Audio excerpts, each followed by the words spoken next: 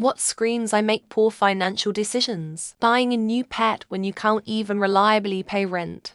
Former bestie pulled that one and freaked out when I told her that I resented her assumption that I would be on the hook for vet bills. Like, if your pets get sick and you can't afford the vet, you think I'm going to let an animal suffer? I've known enough people who had too many pets they couldn't or wouldn't properly care for that I reflexively assume anyone with more than liked animals or for any kind is an awful person. I know this isn't fair, but the frequency with which it's true has me pretty jaded. Credit card debt shouldn't be a thing for anyone making smart decisions. And yes, some smart decisions suck. Sometimes the right choice is making some livelihood compromises. Now I'm talking habitual debt, long-term debt. I won't say zero debt period, but debt needs to have asset value. The debt, if taken, should be pseudo debt, more so cash converted to liquid asset and can readily turn back to cash, ideally with little to no loss and preferably appreciating. Surprisingly, you can actually make smart debt choices. A physical therapy and you're self-employed. So you're not getting any medical leave for this. And you decide to buy yourself a new personal vehicle that you do not need because it was a good deal. My mother is very angry with my father right now. I used to be a sales agent at Smile Direct Club. And so many times I would go to process someone's initial payment and their card would decline. That it was declined and they would always say, "Oh yeah, I don't have any money and I don't get paid until." The initial payment was like $200 and it was eye-opening how many people were bad with money. If you don't have $200 in your account, then the last of your worries should be straightening your teeth. Regularly taking Uber Lyft instead of the many cheaper ways to get around.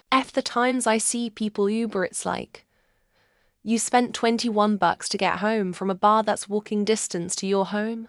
If you go to and from work by Uber every day, you're spending like $40 a day. My wife does this and it absolutely makes me crazy. We can catch a real taxi to where we live and they are way cheaper. Having a lifestyle that does not match incomes.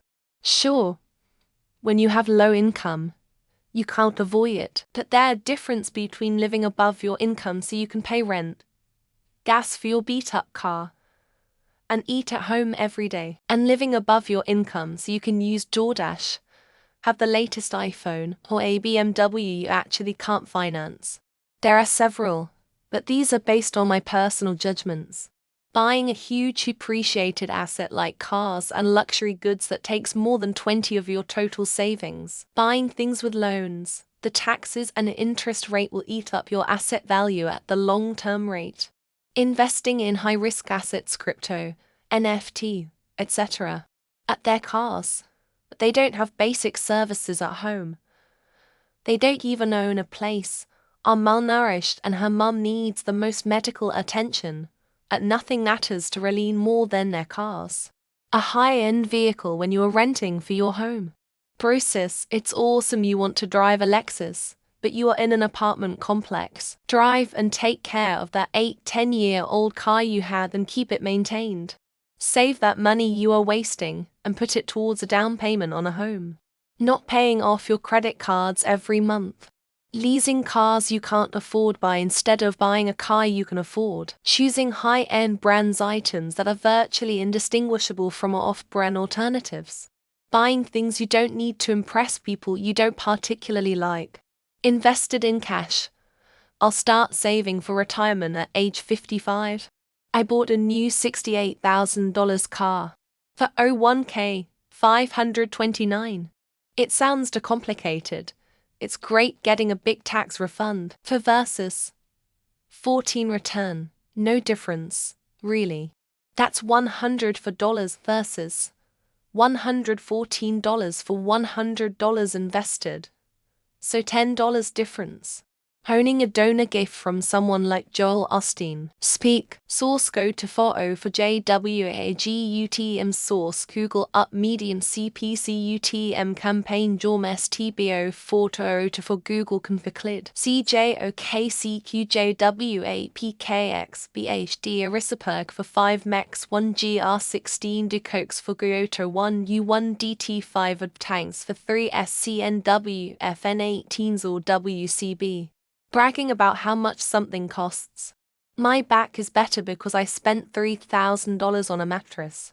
These $400 glasses are amazing. You like this t-shirt? It costs $60. Did you just brag about how you have no capacity to research purchases or are easily manipulated? Working class peers driving financed new cars.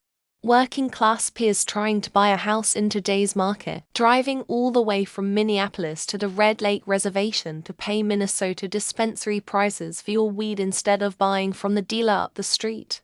Habitually carried over credit card debt. Sure, sometimes you need it to make a big purchase, and it can take a while to pay down. But some people use credit for every purchase and just let it accumulate when they can't pay their monthly. Time to write up a budget. In the UK, we have the lottery scratch cards at the same counter as cigarettes, tobacco. Now, you could argue as a smoker I'm not making the smartest decision, but I'm always waiting behind someone buying multiple scratch cards, often spending upwards of £50 on them. Brand new cars that someone finances usually a track that they needed for some shit they only do once a year. And they have $800 million car note and is now projected to be upside down on the financing. Fucking wild how many people fall for this shit. I was looking at the G-Wagon 2 days ago and thinking about getting one. Then I realized how crazy and impractical that car would be for me. That would be a dumb financial decision for me even if I would pay the car in cash. Being broke. Doesn't want a second job to make ends meet. No college or real skill set. Prefers to blame the system. Is jealous of people smarter or more successful than they are. And has 101 excuses. Base model luxury car. You blew $15,000 on an Acura badge for your Honda Accord to feel like a classy rich person. Bonus points for leasing it from the dealer. Gold medal for trading up for the same newer model after 3 years. For women. Fake nails, highlights, Stanley Cups. For men. Full body tattoos and age 40. Only because I've known one to many who get neck to knuckles inked after 40 to look younger who are financially stable. Paying $700 day for a rental Lamborghini. For 3 months. That you crash racing a Corvette that you also rented, then running from the scene of the accident that injured a bunch of people, including kids. Having a whole arcade room in your apartment, and complaining on our anti-work how you cannot make ends meet. -1 our anti-work comments 14/6 FR335R and still broke legendary thread. Using credit cards to purchase large hauls during sales to save money and paying multiple times that for credit card interests because you can't pay it off in full each month. Filing bankruptcy multiple times. Getting charged with fraud verdict. Having to pay millions in retribution. And being banned from doing business in New York for 3 years. People who try to do amateur day trading. Stock shorting. Basic, any GameStop wannabe trader types. You can lose a lot of money real fast by trying to time the market. In the US, people who blow their tax refunds before or right when they get them on garbage don't savor any of it. Broke again in 2 weeks with nothing to show for it. Hey, I was scrolling through this ready-to-play financial dumbshit bingo.